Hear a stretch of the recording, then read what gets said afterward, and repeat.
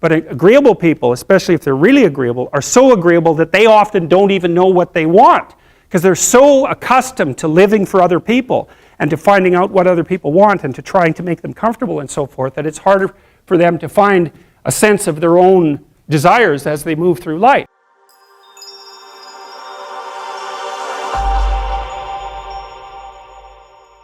If you ask a disagreeable person what he wants, say, or she wants, they'll tell you right away. They know. It's like, this is what I want and this is how I'm going to get it. But agreeable people, especially if they're really agreeable, are so agreeable that they often don't even know what they want, because they're so accustomed to living for other people and to finding out what other people want and to trying to make them comfortable and so forth, that it's harder for them to find a sense of their own desires as they move through life. And that's not, look, there's situations where that's advantageous, but it's certainly not advantageous if you're going to try to forge yourself a career. That just doesn't work at all. And so even though on average men and women aren't that much different in terms of their levels of agreeableness by the group, if you go out and you look at the extremes, they're very different. So all of the most agreeable people are women, and all of the most disagreeable people are men.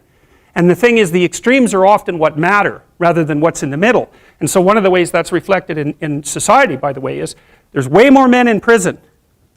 And the best personality predictor of being imprisoned is to be low in agreeableness. It makes you callous.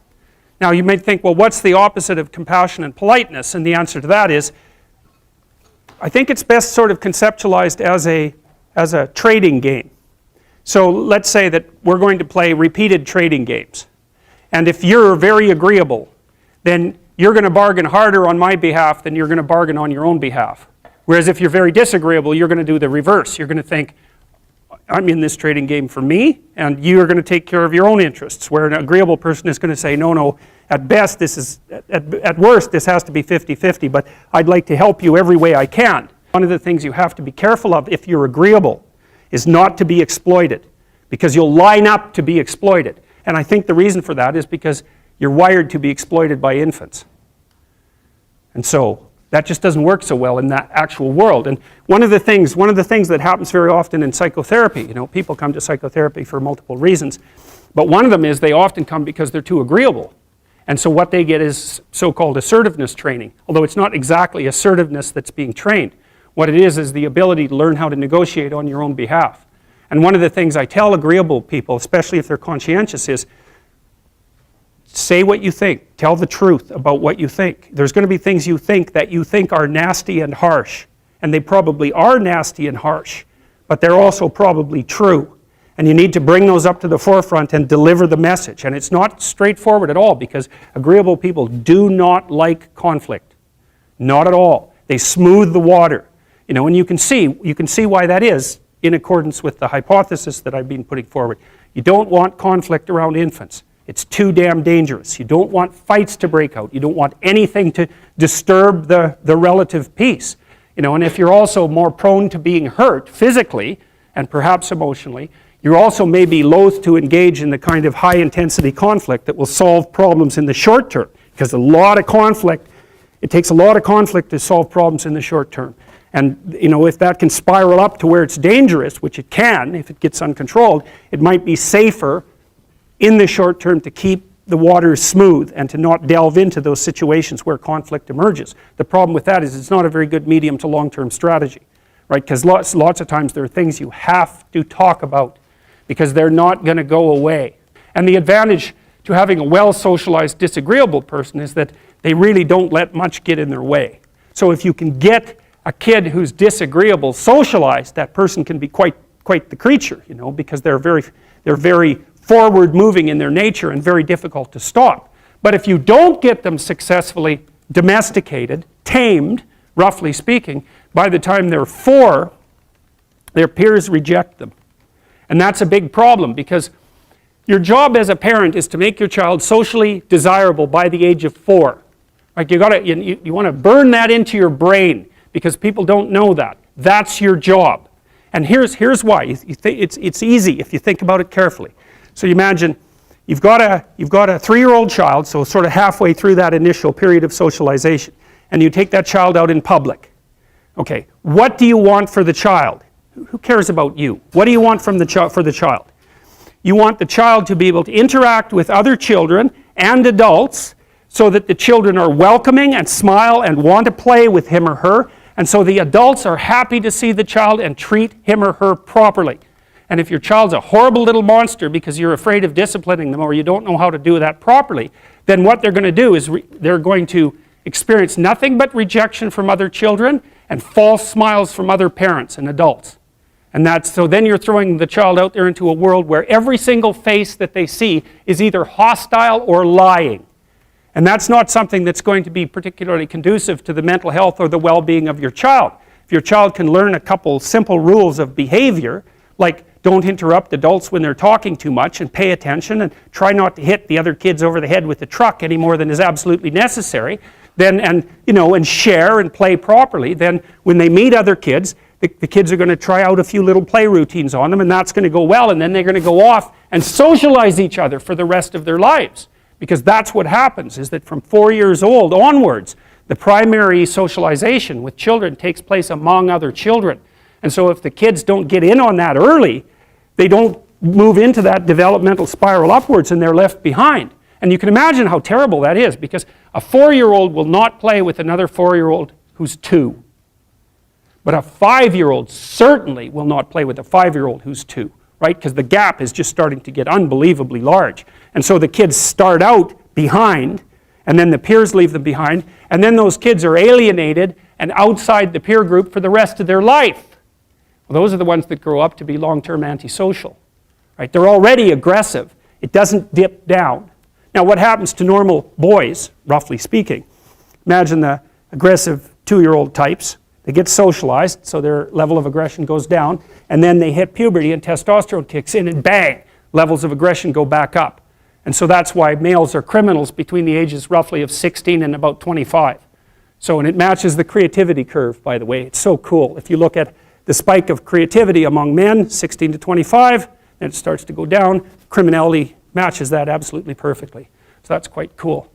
So, and so the testosterone levels raise the average level of aggression among men. It's more dominance than aggression, actually, and testosterone is by no means all bad.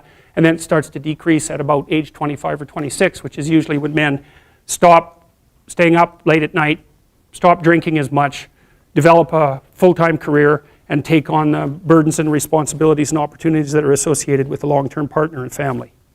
And so, well, so that's the development of what I would call predatory aggression, because I also think that the agreeableness distribution is probably something like predatory aggression versus maternal sympathy. It's something like that.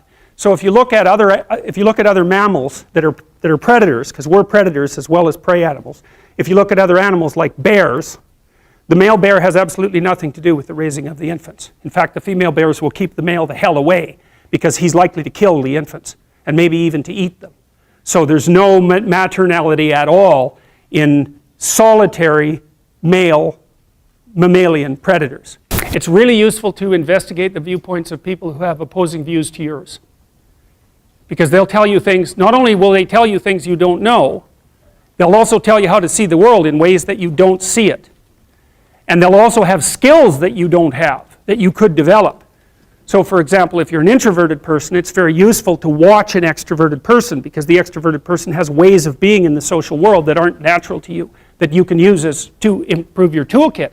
And if you're disagreeable, one of the best things to do with disagreeable people, especially if that's alienating them from other people, for example, because it can, people treat you like you're a selfish, arrogant son of a, maybe that's because you are. It's like, okay, so what do you do about that? One of the most promising treatments, let's say, for that is get the person to do something for someone else once a day, just as a practice, and learn how to do it. Maybe you can wake the circuit up, if you think that it's lying dormant in you, which is probably right. I think we have a very wide range of propensities within us. Some are switched on, genetic propensities. Some are switched on, but I think that if you put yourself in the right situation or walk yourself through the right exercises, you can switch some of these other things on as well. But it takes work and dedication and discipline. I would say, generally speaking, if you want to adapt yourself properly to life, you should find a niche in the environment that corresponds with your temperament. right? You shouldn't work at cross purposes to your temperament because it's just too damn difficult. But having done that, then you should work on developing the skills and viewpoints that exist in the space opposite to your personality, because that's where you're fundamentally underdeveloped. And that way I think you can extend out your temperamental capability across a wider range. And to me that's roughly equivalent as bringing a richer toolkit to each situation. You know, so if you're hyper extroverted, you should probably learn to shut up at parties now and then and listen just to see what's going on, to see if you can manage it, you know. And if you're introverted, well then you should learn how to speak in public and to learn how to go to parties without hiding in the corner and saying nothing to anyone. You know, and if you're agreeable, then you need to learn how to be disagreeable so people can't push you around. And if you're disagreeable, you need to learn how to be agreeable so that you're not an evil son of a bitch. So, and the same thing applies even in the conscientious domain. It's like if you're too conscientious, you need to learn to relax and let go a little bit. And if you're unconscientious, it's time like, get out the Google Calendar, man, and start scheduling your day, right? And beat yourself on the back of the head with a stick until you're disciplined enough so that you can actually stick to something for some length of time and not living in absolute squalor, which is something that would characterize someone who's very disorderly, for example, because they don't notice. It doesn't bother them, disorder. It's like, maybe they can see it, but it doesn't have any emotional valence, and so it doesn't have any motivational significance. You know, so the other thing you might want to think about too, if you're choosing a partner, is try not to choose someone who's too distant from you on the temperamental variables, because you're going to have a hard time bridging the gap. You know, it's hard for an introverted person and an extroverted person to coexist. And it's really hard for an orderly person and a disorderly person to coexist because they will drive each other nuts. Why don't you pick up? Why are you so obsessed by it? That's the basic argument, you know. So it's useful to know about your temperament so that you can negotiate the space with your partner as well. And I don't think you should try to find someone who's exactly the same as you, because then you don't have the benefits of the alternative viewpoint. But you got to watch it, because you may hit irreconcilable differences of various sorts. And I've seen that most particularly among couples who are high and low in openness. That's a rough one. And also high and low in conscientiousness. That's another rough one, because they just cannot see how the other person sees the world at all.